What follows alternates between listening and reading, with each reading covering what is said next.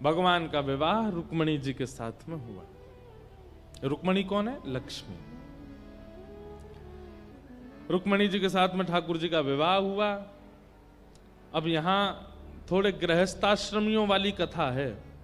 जितने विवाहित लोग हैं उन लोगों के सुनने योग्य और समझने योग्य कथा है।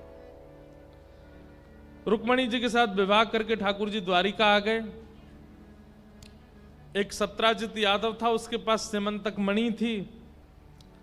उस मणि का प्रभाव ऐसा था, वो हजारों किलो सोना रोज देती थी। भगवान ने मन में विचार किया, अकेला व्यक्ति 1000 किलो सोने का क्या कर देगा, और वो भी एक महीना में एक बार, साल में एक बार आता हो तो समझ भी रोज हर दिन 1000 किलो सोना प्रकट होता है। ठाकुर जी बोले, इतना धन किस काम का? तो भगवान ने एक दिन सत्राजित से कहा, भाई सुनो, तुम्हारे पास जो मणि है वो इतना सोना देती है, अकेला तुम क्या करोगे उसका? सत्राजित तो बोला, मैं उसमें रहूंगा, मैं उसी में सोऊंगा, मैं उसी से नहाऊंगा, उसी में रहूंगा।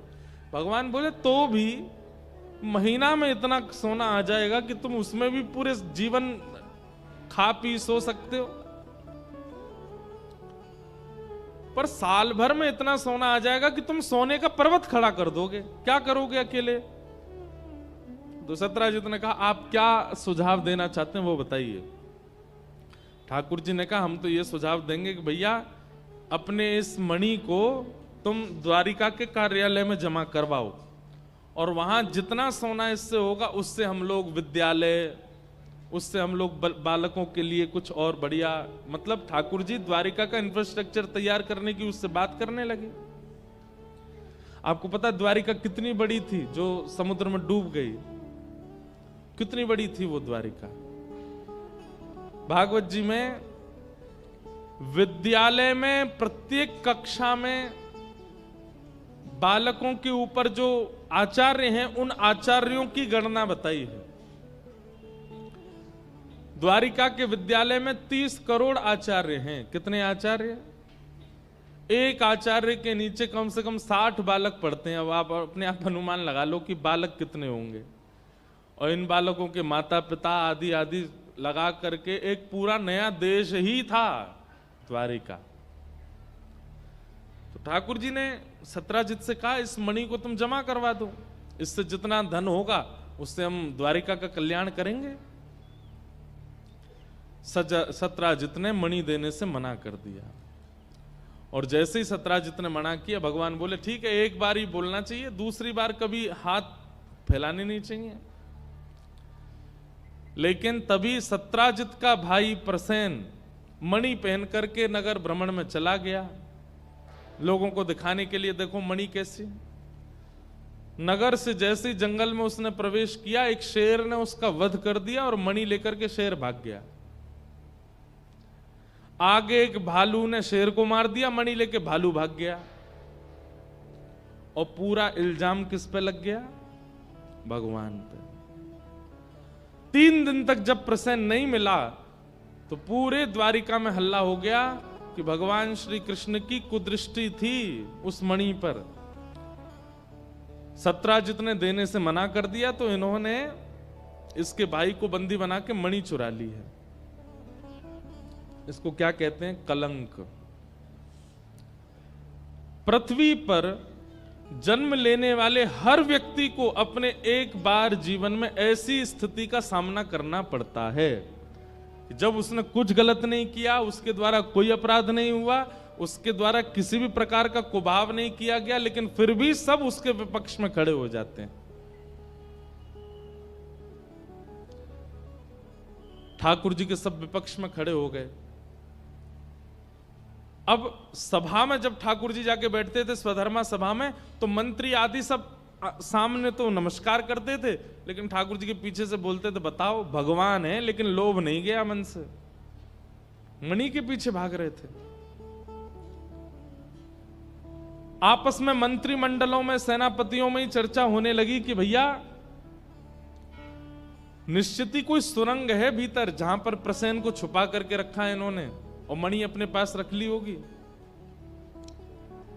ठाकुर जी को जब ये सब बातें पता चली तो भगवान जोर से हंसने लगे। ये संसार है। यहां ठाकुर जी को नहीं छोड़ा गया तो हम तो मानव हैं। पूरी द्वारिका बसाई ठाकुर जी ने, द्वारिका के लोगों का दाना पानी चलता है ठाकुर जी से, सब कुछ किया ठाकुर जी ने, लेकिन आज एक क्षण नहीं लगा द्वारिका के लोगों को भगवान पर प्रश्न चिन्ह उठाने में।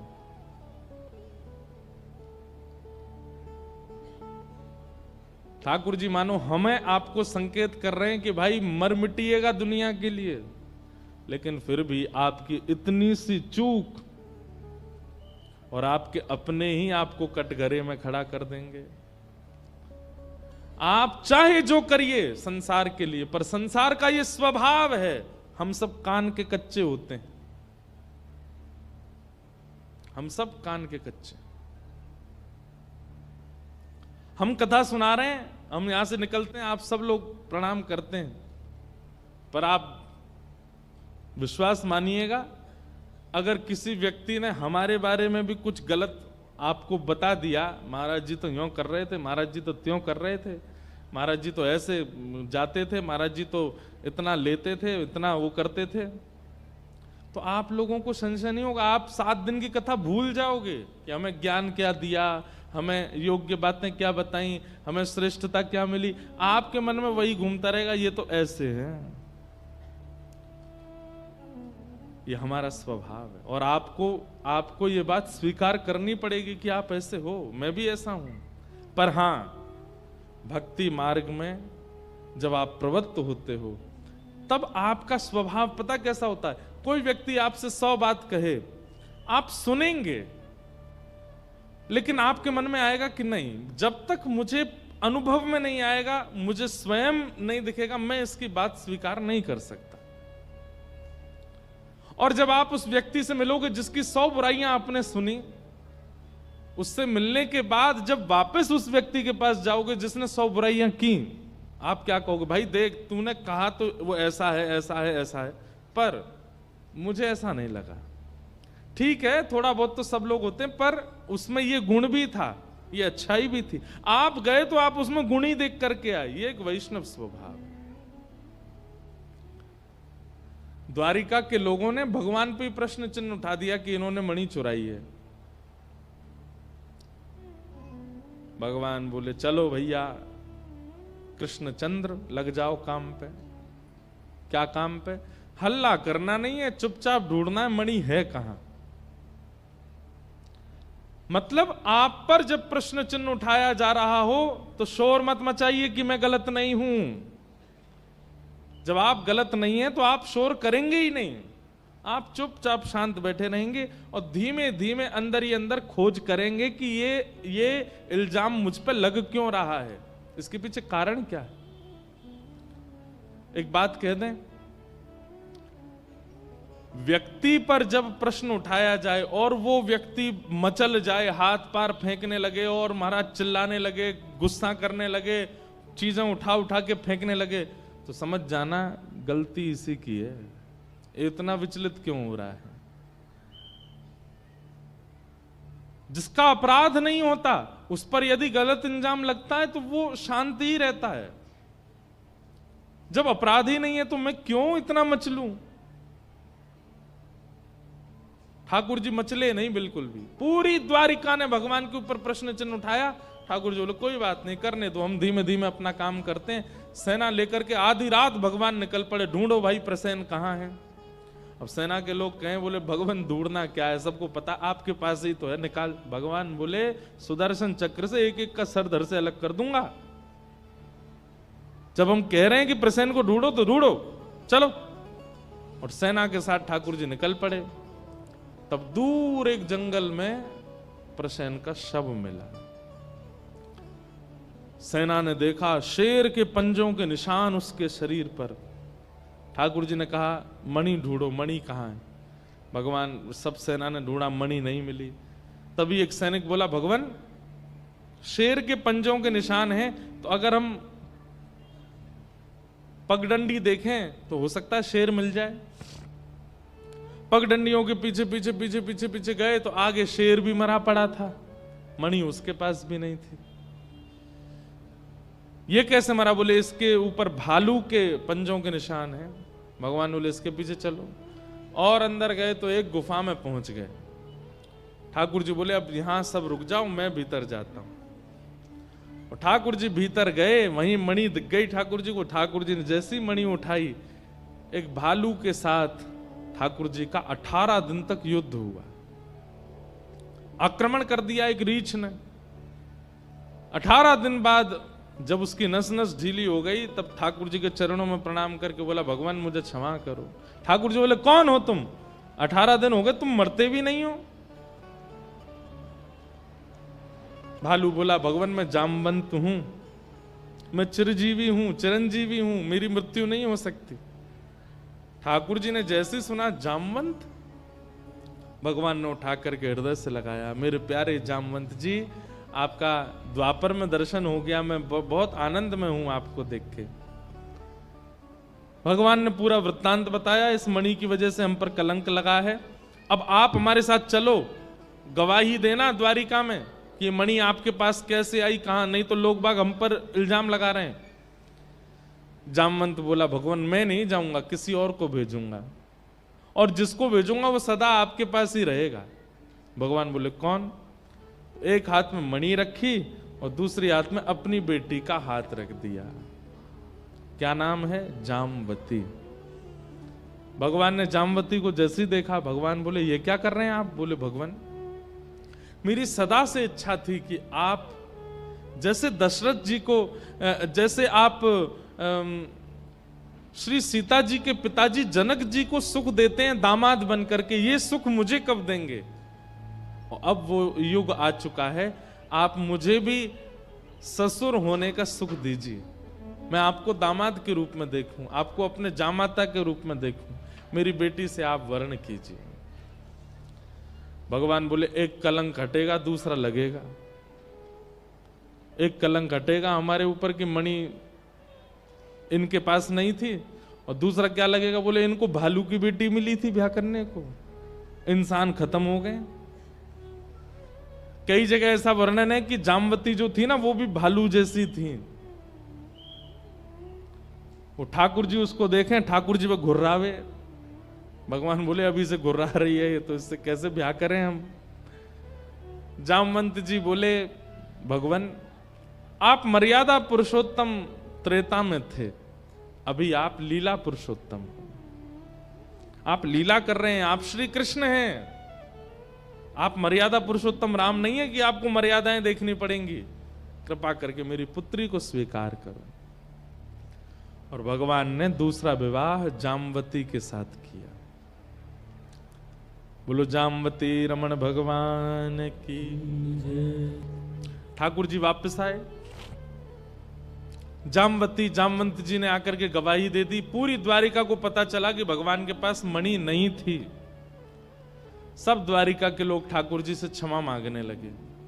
भगवान बोले कभी भी किसी पर संशय करने से पहले 2 बार सोच लिया कीजिए, और एक बार किसी पर संशय करने से पहले उसके उपकारों का विचार किया कीजिए कि इसने हम पर कितने उपकार किए हैं। द्वारिका नगरी बनाई मैंने, आप सब लोग यहां रहते मेरी कृपा से हैं, सब लोग भोजन करते मेरी कृपा से हैं, और आप लोगों ने एक बार भी विचार नहीं किया संशय करने से पहले। द्वारिका के लोग बोले भगवान हमें क्षमा कर दो। बोले इसमें क्षमा की कोई बात नहीं, ये तो संसार का नियम है, ये तो मैं क्या, संसार का हर व्यक्ति अपने जीवन में एक बार ऐसी स्थिति का अनुभव करेगा।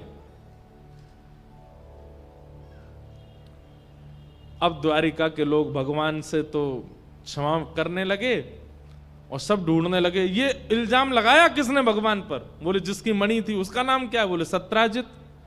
अब सत्राजित को गालियां देने लगे, तेने हमारे भगवान के ऊपर लांछन लगाया, तेने ऐसे किया, ये किया।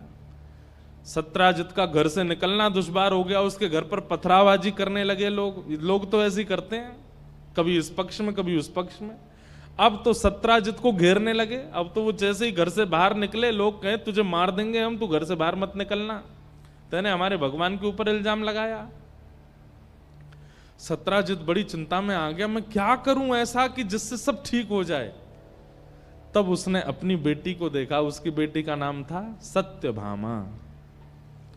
सत्यभामा बचपन से ठाकुर जी से प्रेम करती थी और उसने अपने पिता से कहा था कि मैं विवाह करूंगी तो केवल इन्हीं से करूंगी। तब सत्राजित कहता था मृत्यु स्वीकार है लेकिन कृष्ण से तेरा ब्याह नहीं करने दूंगा मैं। और जबरदस्ती अपनी बेटी की सगाई कर दी एक सतधनवा नाम के व्यक्ति से। सगाई हो चुकी है उसकी बेटी की, लेकिन आज वो सोचता है अगर मैं अपनी पुत्री का विवाह कर दूं कृष्ण से तो कृष्ण मेरे संबंधी हो जाएंगे, और कृष्ण संबंधी हो गए तो ये जितने द्वारिका के लोग मुझे गालियां दे रहे हैं सब मेरे प्रेमी हो जाएंगे। भाई जब मैं उनका ससुर बन जाऊंगा फिर क्यों गाली देंगे मुझे। इस लोभ में अपनी बेटी का ब्याह कर दिया भगवान से। और तीसरा ब्याह भगवान का हुआ सत्यभामा। दहेज में मणि लेकर के गया। भगवान बोले इसको दूर रखो मेरे से, इसके कारण इतना सब चक्र घूम गया, ये मणि चाहिए ही नहीं हमको। लेकिन एक लीला हो गई। क्या? भगवान का तीसरा ब्याह सत्यभामा से हुआ तो सत्यभामा के जो पुराने मंगेतर थे जिनसे इनका ब्याह होने वाला था, सतधनवा, वो तो ब्याह ही इसीलिए कर रहा था कि उसको मणि मिलेगी दहेज में। अब पता चला रात रात में ससुर जी ने मन बदल करके कृष्ण से ब्याह कर दिया। वो तो क्रोध में भर गया और उसको पता चला कि कृष्ण ने मणि ली भी नहीं है दहेज में। तो उसके मन में आया, बोले बेटी तो हाथ से गई, ब्याह तो हुआ नहीं मेरा, कम से कम मणि ले आऊं ससुर जी से। और वो आया, आकर के कहा कि आपने मेरे साथ बहुत गलत किया, पहले मेरी सगाई कर दी अपनी बेटी से और मुझे बिना बताए ब्याह कर दिया कहीं और।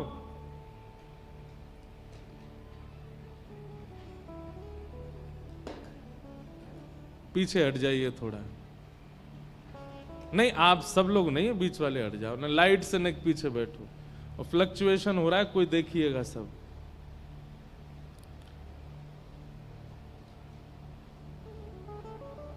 इधर देखो भैया, जो भी लाइट वाले हों वो पूरा सब देखना। ठाकुर जी आ रहे हैं कथा में। बोलो वृंदावन बिहारी लाल की।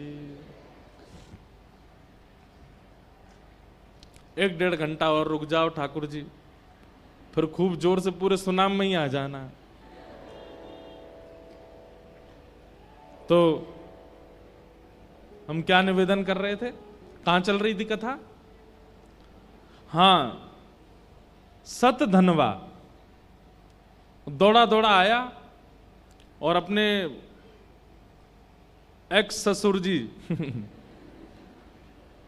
मेरे से ब्याह क्यों नहीं कराया आपने अपनी बेटी का, और मुझे बिना बताए आपने ब्याह कर दिया कहीं और, ये बहुत गलत है, और आदि आदि सब सुनाने लगा।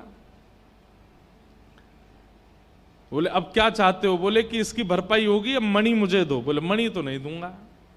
इसी बात पर दोनों में लड़ाई हुई और सतधनवा ने सत्राजित यादव को, मतलब भगवान के तीसरे ससुर जी को, जान से मार दिया और मणि लेकर के भाग गया। मणि लेकर के भाग गया। अगले दिन ठाकुर जी अपनी स्वधर्मा सभा में बैठे थे, इतने में ही सत्यभामा रोती हुई आई। ठाकुर जी बोले क्या बात है, आप क्यों रो रही हैं? उसने बताया, बोले मेरे पिताजी को मेरे पूर्व मंगेतर ने मार दिया और मणि लेकर के वो भाग गया, मेरे पिता की मृत्यु हो गई। ठाकुर जी बहुत रोए, इतना रोए, इतना रोए, इतना रोए, इतना रोए। वो तो मुझसे बहुत प्रेम करते थे, वो तो मेरे बड़े हितैषी थे, केवल और केवल सत्यभामा के मन में अपना प्रेम स्थापित करने के लिए ठाकुर जी रोने लगे। ठाकुर जी बोले वो तो मुझसे बहुत प्रेम करते थे, मेरे ससुर जी कहां चले गए, बेचारे कहां होंगे अब। ऐसे रोवे उसकी गोदी में सर रख के। सत्यभामा कहे मुझे पता है आप मुझसे और मेरे पिता से बहुत प्रेम करते हैं। भगवान बोले बस मैं तुमको यही बताना चाहता हूं, मुझे बहुत पीड़ा हो रही है, ऐसा लग रहा है मेरे खुद के पिता चले गए क्या।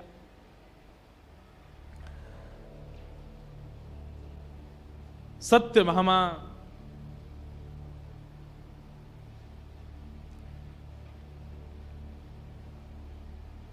भगवान चाह रहे थे कि इसके मन में ये आ जाए कि नहीं, ये मेरे पिता से बहुत प्रेम करते हैं। लेकिन सत्यभामा क्या बोल पड़ी, बोले आप इतना रोइए मत, आप इतना परेशान मत होइए, मुझे पता है आपको बहुत कष्ट है। भगवान बोले देवी मैं क्या करूं? बोले अब इसका एक ही उपाय है। बोले क्या? सतधनवा को आप मारिए जा करके, और वो जो मेरे पिता की मणि चुरा के भाग गया, वो मणि ला करके मुझे दे दीजिए। जब पिता के बाद उस मणि पर अधिकार मेरा है। भगवान बोले ये मणि मेरा पीछा कब छोड़ेगी? ये मणि मेरे जीवन में ऐसी आई है, जब से आई है तब जा ही नहीं रही है। इसका अभिप्राय क्या है? ठाकुर जी क्या बताना चाह रहे हैं? जिस वस्तु को प्राप्त करने के लिए कभी आप बड़े उतावले हुए थे, कभी ना कभी वही वस्तु आपको इतना कष्ट देगी कि आप उससे दूर भागोगे। वो वस्तु भी हो सकती है, वो व्यक्ति भी हो सकता है, वो कुछ भी हो सकता है।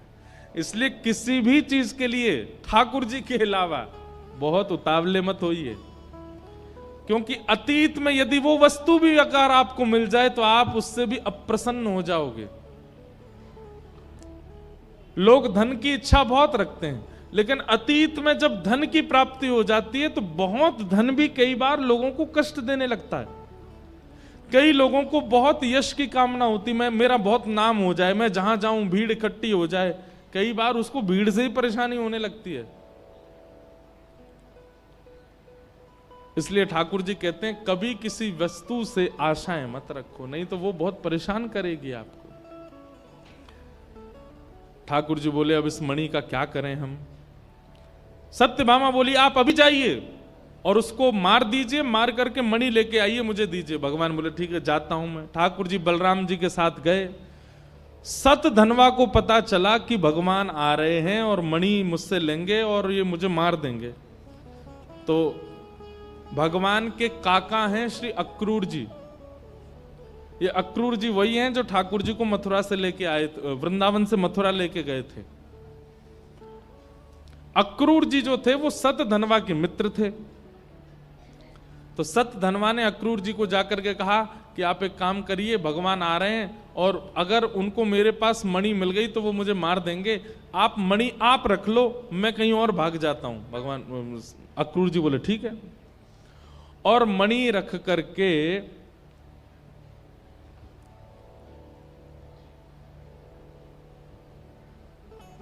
सतधनवा वहां से भाग गया। भगवान ने भी बीच मार्ग में उसको पकड़ लिया, उसका वध कर दिया, लेकिन उसके पास मणि नहीं मिली। अब ठाकुर जी कहें भाई मणि कहाँ है? मणि तो है नहीं इसके पास। उसका घर देख लिया, उसका जहां भी उसके स्थान थे सब जगह देख लिए, लेकिन मणि कहीं नहीं मिली। तब ठाकुर जी खाली हाथ वापस आ गए द्वारिका। द्वार पर ही खड़ी थी सत्यभामा। भगवान ने आकर के कहा देवी हमने सतधनवा को मार दिया, तुम्हारे पिता के हत्यारे का हमने वध कर दिया, हमने बदला ले लिया उससे। सत्यभामा ने हाथ आगे किया, मणि मणि दो हमें। ठाकुर जी बोले मणि उसके पास नहीं थी, मैंने देखा, उसका घर भी गया था और भी जगह सब देखा, मणि मिली नहीं मुझे। तो सत्यभामा के मन में आया इनकी बहुत पहले से मणि पर दृष्टि थी, कहीं वो मुझे अपने पास ना रखनी पड़े, कहीं उस पर मेरा अधिकार ना हो जाए, क्योंकि अगर मणि मेरी हो गई तो मैं रुक्मणी जाम्बती से ज्यादा श्रेष्ठ हो जाऊंगी। इसलिए ये मणि मुझे दे नहीं रहे, छुपा के अपने पास ही रख ली है। लेकिन ठाकुर जी तो अंतर्यामी, समझ गए मन की बात। भगवान बोले जय हो, संसार के लोगों सावधान हो जाओ, ये आपकी धर्म पत्नी है। कभी जीवन में ऐसा समय भी आएगा कि सप्त फेरे जिसके साथ हुए वो भी आप पर संशय करे। संशय तो बहुत बातों का होता है, पर ऐसी बात का होना जहां पर ठाकुर जी पर कलंक लगता हो। ठाकुर जी कहते हैं ऐसा संशय भी आप सबको देखना पड़ सकता है।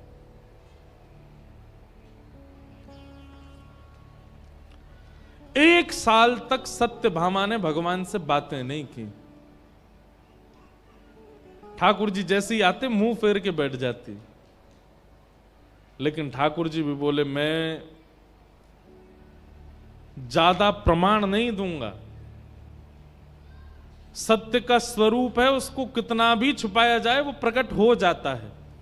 अगर मैं गलत नहीं हूं तो मुझे ज्यादा प्रमाण देने की आवश्यकता नहीं है। सत्यभामा मुझसे बात ना करे तो ना करे। ठाकुर जी अपना कर्तव्य निभाते थे, रोज उसके पास जाना, अपनी तरफ से बातें करना। वो उत्तर नहीं देती थी, वो उसका स्वरूप स्वभाव है। वो ठाकुर जी से पूछती थी मणि आपके पास है ना? ठाकुर जी स्पष्ट कहते थे नहीं है। अब इससे अतिरिक्त मैं आपको और कुछ उत्तर नहीं दे सकता, मेरे पास मणि नहीं है।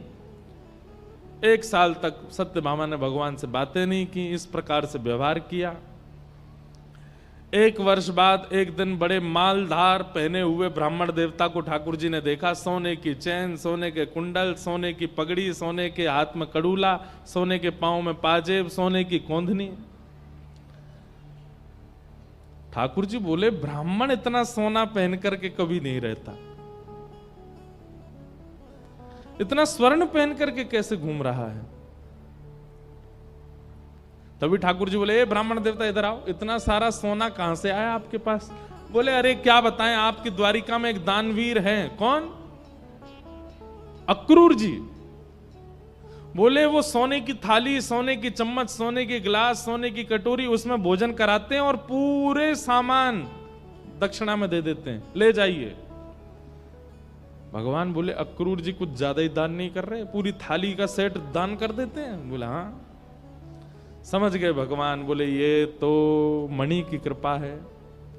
भगवान ने पत्र लिख करके अक्रूर जी से कहा मणि आपके पास है, हमें पता है, पर आप आकर के द्वारिका में एक बार और गवाही दे दीजिए कि मणि आपके पास है, क्योंकि द्वारिका में कुछ लोगों को मुझ पर संशय है। अक्रूर जी महाराज आए और आकर के उन्होंने मणि सबको दिखा करके स्वीकार किया। तब सत्यभामा को बहुत खेद हुआ और भगवान से क्षमा मांगी। ठाकुर जी बोले ये संसार का नियम है, इसलिए सावधान हो जाइएगा सब लोग। गृहस्थ आश्रम में प्रवेश करने के बाद इन इन घटनाओं का, ऐसी ऐसी स्थितियों का अनुभव सबको करना पड़ सकता है। बस विचलित मत होइएगा, ज्यादा प्रमाण देने की आवश्यकता नहीं है। आप यदि सत्य हो तो मौन रहिए और सत्यता से अपना जीवन निर्वहन कीजिए। इस प्रकार स्यमंतक मणि का उपाख्यान पूरा हुआ। जो इस पूरी कथा को सुनता है, ठाकुर जी ने इस पूरी कथा को वरदान दिया, इस कथा को सुनने वाले व्यक्ति को अपने जीवन में बेवजह कलंकित नहीं होना पड़ेगा। और यहां श्लोक भी है, सिन्हो प्रसेनमभिदत् सिन्न जाम बताहताह सुकुमार कथम रोदे तब एष स्यमंतकः।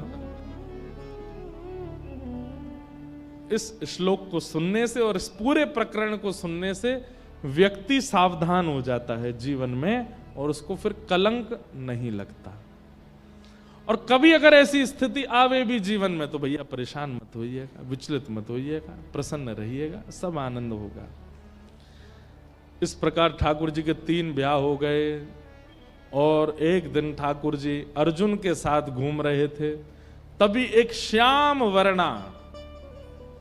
वर्ण की मतलब थोड़ी सांवली सी परम सुंदरी यमुना जी के तट पर बैठी है।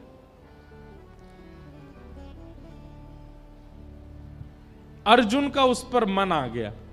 बहुत ध्यान से सुनिएगा। अर्जुन बोला हे कृष्ण, आप मुझे बहुत प्रिय हो, आपका वर्ण मुझे बहुत प्रिय, आपके नेत्र मुझे बहुत प्रिय हैं। और देखो बिल्कुल आप जैसे वर्ण वाली, आप जैसे नेत्र वाली एक कन्या बैठी है और बिल्कुल तपस्विनी की मुद्रा में बैठी है। ये सांवली सांवली जो ये कन्या बैठी, मेरा मन हो रहा मैं इससे ब्याह कर लूं। भगवान बोले तो जाओ, जाकर के अपना हाथ बढ़ाओ, पूछ लो अगर तुमसे ब्याह कर ले तो। अर्जुन उसके पास गए और जाकर के बोले हे देवी, आप कौन हैं और यहां इतनी युवावस्था में आप तपस्या कर रही हैं, क्या प्राप्त करना चाहती हैं अपने जीवन में? तुरंत वो सुंदर युवती श्याम वर्ण की बोल पड़ी, अर्जुन। अर्जुन घबरा गया, आपको मेरा नाम कैसे पता? बोले मुझे सब पता है। बोले आप कौन है? बोले मैं कालिंदी हूं, यमुना, कलिंदगिरी पर्वत की पुत्री। आप यहां तपस्या क्यों कर रही हैं? बोले मैं श्री कृष्ण को अपने पति रूप में वर्ण करना चाहती हूं, उनकी प्राप्ति के लिए तप कर रही हूं। अर्जुन ने पीछे मुड़ के भगवान को देखा, बोले जब आपको पहले से ही पता था कि ये आपसे ही ब्याह करना चाहती तो मुझे उम्मीद क्यों जगाई आपने? ठाकुर जी बोले नहीं, हम बस चाह रहे थे थोड़ा तुम देख आओ, अनुभव करो। और भगवान ने चौथा विवाह यमुना जी के साथ में किया। श्याम सुंदर श्री यमुने महारानी। आपको पता है भगवान के ब्याह किससे हो रहे हैं? कई लोगों के मन में आरोप है, इतने ब्याह क्यों कर रहे हैं ठाकुर जी? पृथ्वी, जल, अग्नि, वायु, आकाश, ये पंच तत्व भगवान की पंच पटरानियां। इसमें रुक्मणी जी जो हैं ये अग्नि तत्व हैं। दूसरा सत्यभामा। सत्यभामा कौन है? ये भूमि, पृथ्वी देवी ही सत्यभामा बनकर के आई है, पृथ्वी। जाम्बती कौन है? वायु का तत्व है। यमुना जी कौन है? ये जल तत्व है। इस प्रकार भगवान की पंच पटरानियां पंच तत्व ही हैं, पृथ्वी, जल, अग्नि, वायु, आकाश। अष्ट पटरानियों में कितनी बची? 3। तो ये 5 बाहर की प्रकृति है, बहुत ध्यान से सुनिएगा। पृथ्वी, जल, अग्नि, वायु, आकाश मानव के बाहर की प्रकृति, और मानव के भीतर 4 प्रकृति हैं, मन, बुद्धि, चित्त और अहंकार। इसमें चित्त तत्व स्वयं भगवान है, तो बचे 3, मन, बुद्धि और अहंकार। तो पंच तत्व बाहर के, 3 तत्व भीतर के, ये भगवान की अष्ट पत्नियां हैं। कोई स्त्री नहीं है ये, ठाकुर जी की प्रकृति ही ठाकुर जी से ब्याह कर रही है। 16,108 कौन है? ये उपासना कांड के मंत्र हैं। जिन मंत्रों से ठाकुर जी की उपासना की जाती है वही मंत्र ही 16,100 रूप धारण करके आए और भगवान ने उनसे ब्याह किया। ठाकुर जी ने किसी स्त्री से ब्याह नहीं किया। हो मीठे रस से भरोणी महारानी लागे, महारानी लागे, मोहे प्यारो प्यारो यमुना जीरो पानी लागे। ओ मीठे रस से भरोरी महारानी लागे, महारानी लागे, मोहे प्यारो प्यारो यमुना जीरो पानी लागे। ओ मीठे रस से भरोड़ी महारानी लागे, महारानी लागे, मोहे प्यारो प्यारो यमुना जीरो पानी लागे। रस से भरोरी महारानी लागे, महारानी लागे, मोहे प्यारो प्यारो यमुना जीरो पानी लागे। हे ना भावे मन माखन मिश्री अब ना कोई मिठाई। ना भावे मन माखन मिश्री अब ना कोई मिठाई। हाँ ना भावे मन माखन मिश्री अब ना कोई मिठाई। ना भावे मन माखन मिश्री अब ना कोई मिठाई। क्योंकि मारी जी बढ़िया ने भावे राधा नाम मलाई। ओ मारी जी बढ़िया ने भावे राधा नाम मलाई। हाँ मारी जी बढ़िया ने भावे राधा नाम मलाई।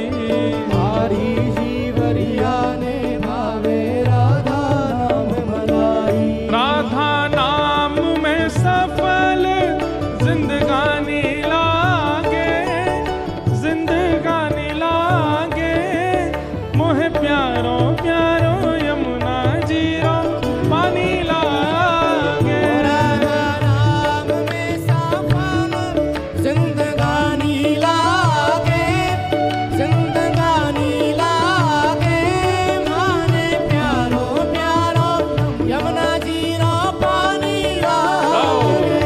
मीठे रस से भरानी महारानी लागे, महारानी लागे। मोहे प्यारो प्यारो यमुना जीरो पानी ओ मीठे लागे। रस से भरोनी महारानी लागे, महारानी लागे। मोहे प्यारो प्यारो यमुना जीरो पानी श्याम सुंदर श्री यमुने महारानी की।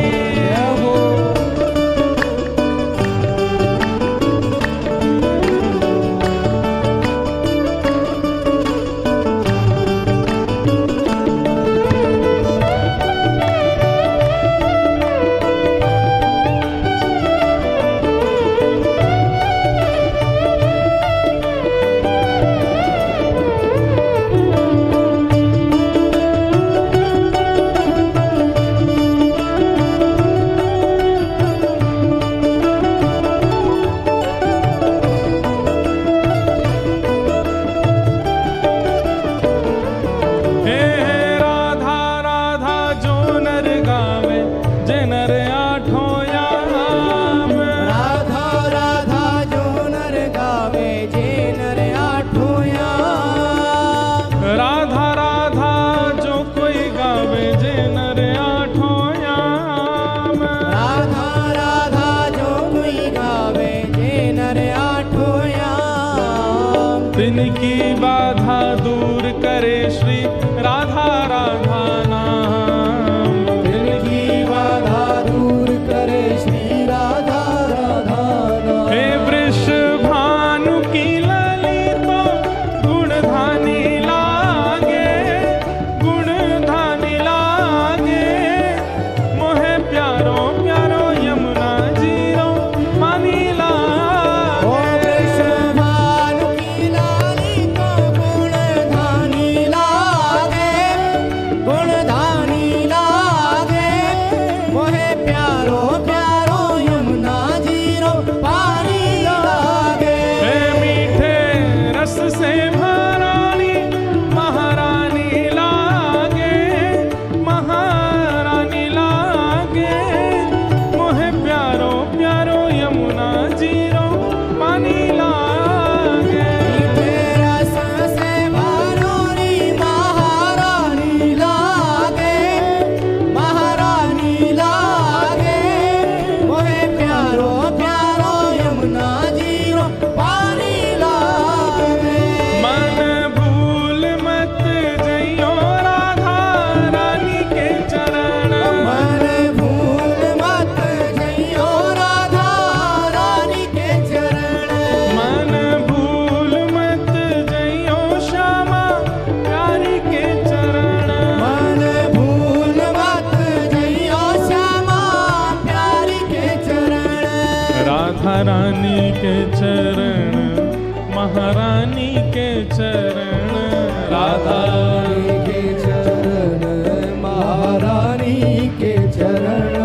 राधा रानी के चरण, श्यामा प्यारी के चरण। राधा रानी के चरण, श्यामा प्यारी के चरण। मेरे मन भूल मत जइयो राधा रानी के चरण। मेरे मन भूल मत जइयो राधा रानी के चरण। मन भूल मत जइयो श्यामा प्यारी के चरण। मन भूल मत जइयो श्यामा प्यारी के और चरण। पुष्पानु दुलारी की। जय हो।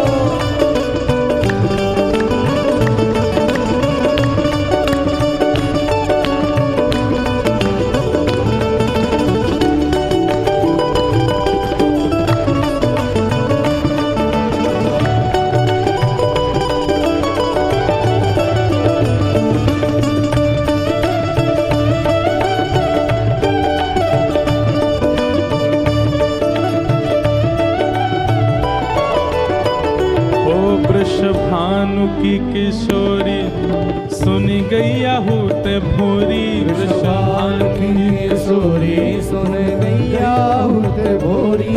वृषभानु की किशोरी सुन गैया होते भोरी। वृषभानु की किशोरी सुन गैया होते भोरी। ओ प्रीत जान के हूँ थोड़ी तो है राखेगी शरण। प्रीत जान के हूँ थोड़ी तो है राखेगी शरण। मेरे मन भूल मत जइयो राधा रानी के चरण। मन भूल मत जइयो राधा रानी के चरण। दो चीजें याद रखनी है वृंदावन में, क्या?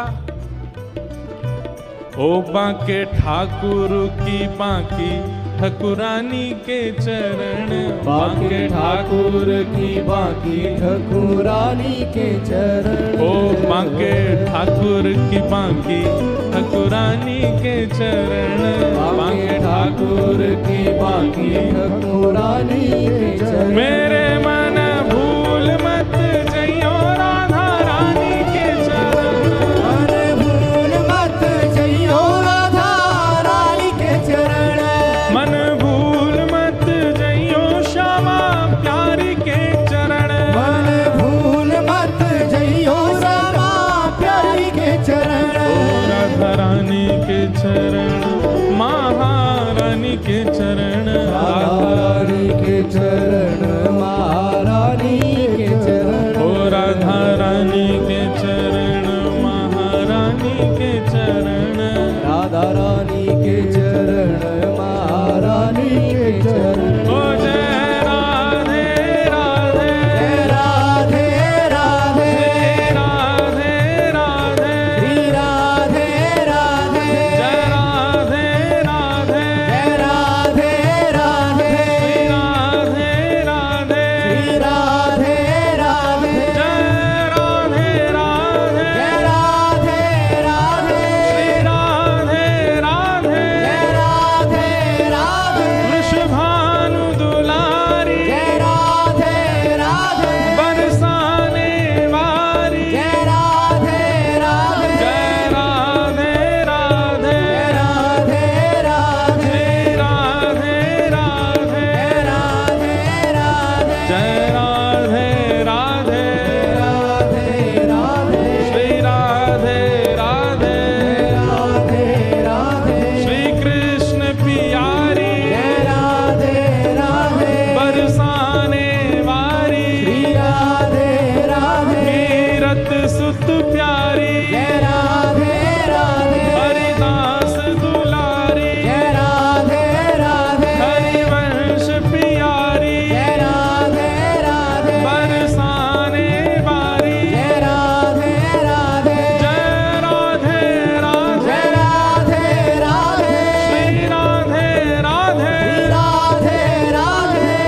आज हम हिंदुओं का नववर्ष है। आज से हमारा नया वर्ष प्रारंभ हो रहा है और इस नए वर्ष का प्रारंभ हम कथा सुन के कर रहे हैं। ये हमारे लिए सौभाग्य की बात है। और इस नव वर्ष का प्रारंभ ये दो अक्षर के साथ में करो, वेग से गा।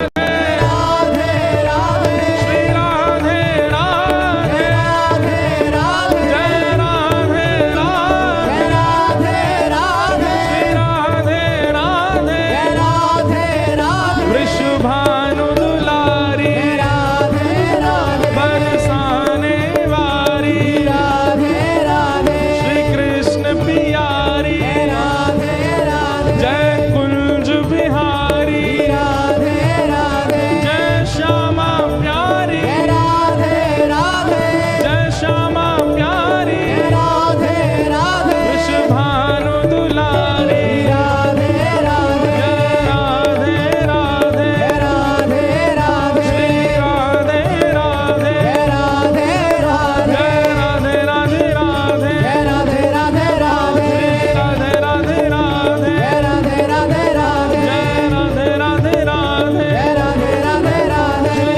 राधे राधे राधे राधे राधे राधे जय राधे राधे राधे राधे जय राधे राधे राधे राधे बरसाने में राधे राधे नंदगांव में राधे राधे गोवर्धन में राधे राधे जतिपुरा में राधे राधे सुनाम बोले, राधे राधे पंजाब बोले, राधे राधे सम्मिल बोले, राधे राधे साप्स बोले, राधे राधे जय राधे राधे, राधे राधे जय राधे राधे, राधे राधे जय राधे राधे, राधे राधे जय राधे राधे, राधे राधे जय राधे राधे, राधे राधे जय राधे राधे, राधे राधे जय राधे राधे, राधे राधे राधे राधे जय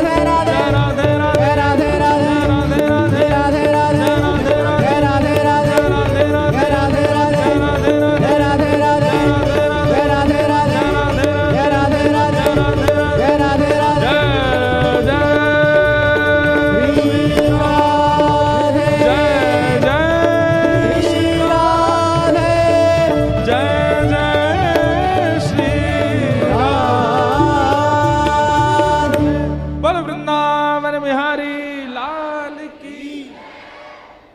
विराजो। श्याम सुंदर श्री यमुने महारानी की जय। भगवान का विवाह श्री यमुना जी के साथ में हुआ। भगवान की पटरानी है श्री यमुना जी।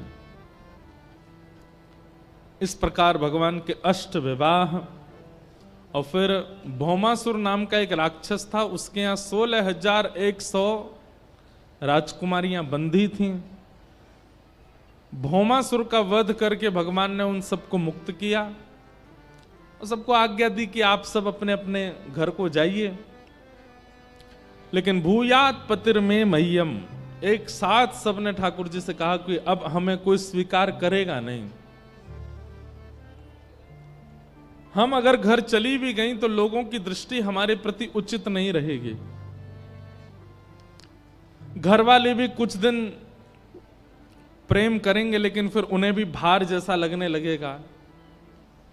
क्यों? क्योंकि एक असुर के यहां हम बंधी रही हैं इतने सालों तक, हमें कौन स्वीकार करेगा? आप ही हम पर कृपा करें। और उन 16,108 राजकुमारियों को ठाकुर जी ने स्वीकार किया।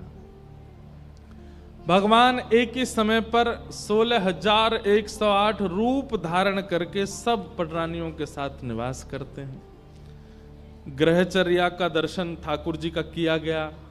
नारद जी भगवान की ग्रहचर्या देखने आए, ठाकुर जी गृहस्थाश्रम में कैसे रहते हैं, और देख करके नारद जी महाराज आनंदित हो गए। 16,108 भवन हैं, उन समस्त भवनों में रानियां रहती हैं और उनके साथ 16,108 रूप धारण करके ठाकुर जी भी रहते हैं। किसी को भी ऐसा अनुभव नहीं होने देते कि ठाकुर जी किसी अन्य से अधिक प्रेम करते हैं, सबसे समानता। भगवान की फिर दिनचर्या का वर्णन किया गया। द्वारिका में ठाकुर जी की दिनचर्या कैसी है?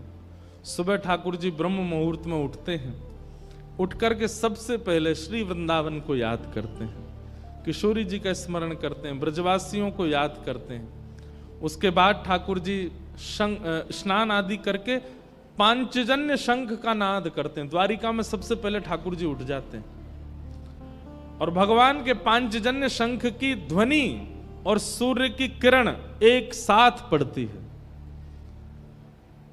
भगवान की शंख ध्वनि सुनकर के सब द्वारिका के लोग जग जाते हैं। बंधुओं देखिए, घर में दो वस्तुओं का नाद होते रहना चाहिए। अगर नकारात्मक ऊर्जाएं नष्ट करनी है तो कोई टोना नहीं है, कोई टोटका नहीं है, कोई तंत्र नहीं है, कुछ नहीं।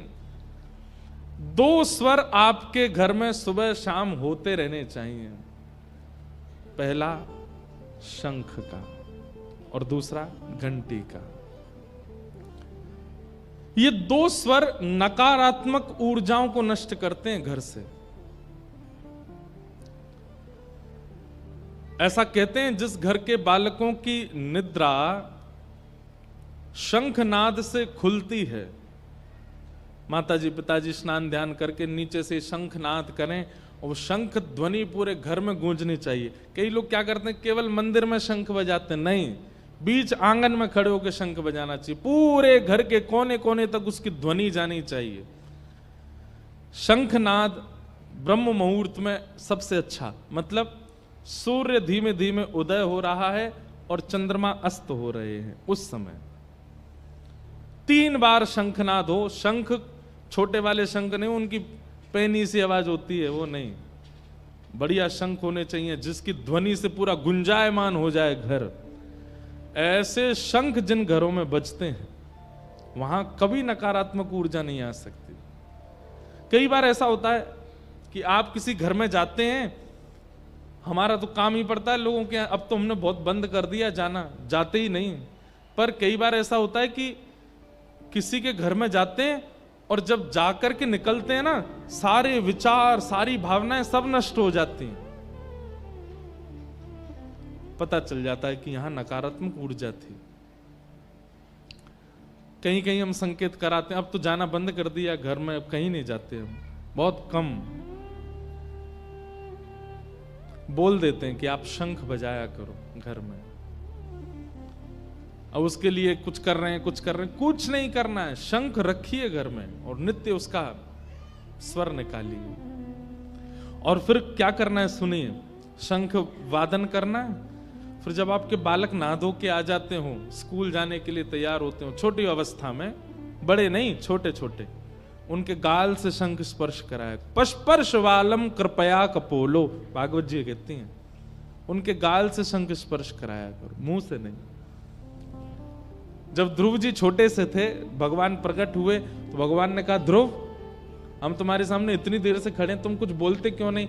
ध्रुव जी बोले, मैं तो 4 वर्ष का बालक हूं, मुझे तो बोलना ही नहीं आता, मैं क्या बोलूं?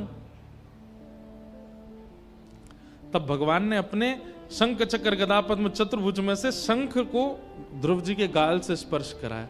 जैसे स्पर्श कराया, ध्रुव जी को ज्ञान होने लगा। शंख के स्पर्श से व्यक्ति के बुद्धि में निर्णयात्मिका भाव प्रकट होने लग जाते हैं। जैसे बच्चे हैं, अब सुबह जाते हैं स्कूल, अब स्कूल में किससे मित्रता करनी, किसके साथ खाना खाना, किसके साथ बैठना, ये सब भी एक उसके जीवन का परिवर्तन करते हैं। शंख क्या करता है, केवल सद व्यक्ति से ही आपको जोड़ेगा।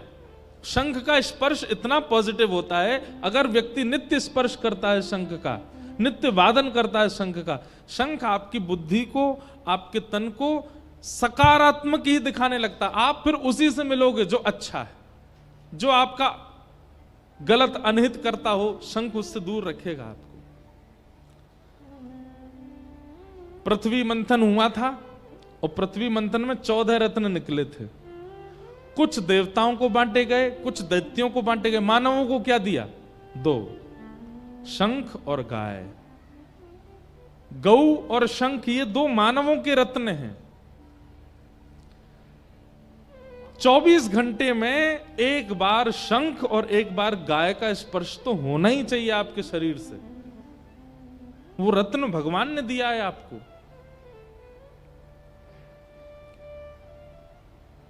तो भगवान पांचजन्य शंख का नाद करते हैं और उस नाद से संपूर्ण द्वारिका की निद्रा खुलती है। सब द्वारिका के लोग अपने नित्य क्रम में, फिर ठाकुर जी जाते हैं गौशाला और गौशाला जाके गाय की सेवा करते हैं, गौ सेवा करते हैं, थोड़ी देर अपनी गायों के पास बैठते हैं, फिर वापस आकर के ठाकुर जी बाल भोग करते हैं। बाल भोग मतलब नाश्ता। फिर सबके संग बैठ करके बाल भोग करते हैं। बाल भोग करने, यही ठाकुर जी की नित्य एक्टिविटी है। उस समय जिम तो थी नहीं, कैसे वर्जिश करें ठाकुर जी? तो गैयाओं के पास जाते हैं, गायों के पीछे दौड़ना, गायन के संग धावे, गायन में सचु पावे, गायन के हेत गिरी कर ले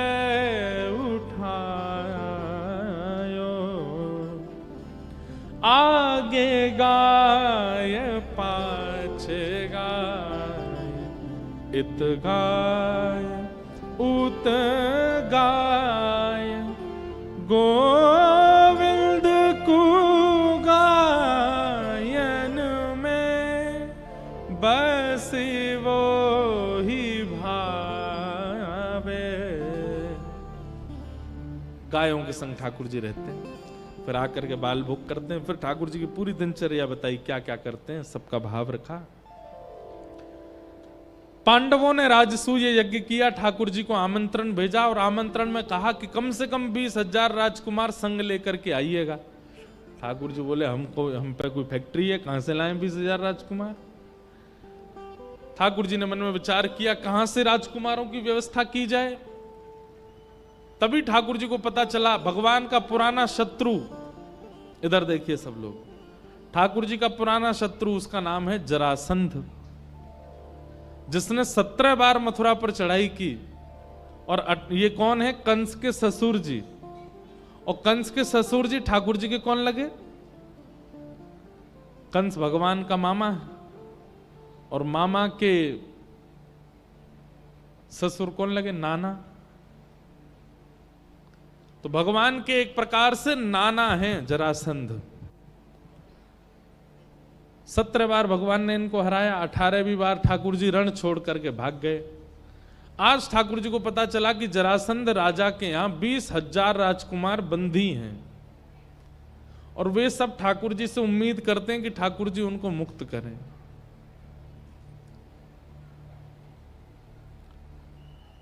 ठाकुर जी ने विचार किया कि अब कैसे किया जाए, तो अर्जुन को भगवान संग लेकर के गए, भीम को भगवान संग लेकर के गए, और जरासंध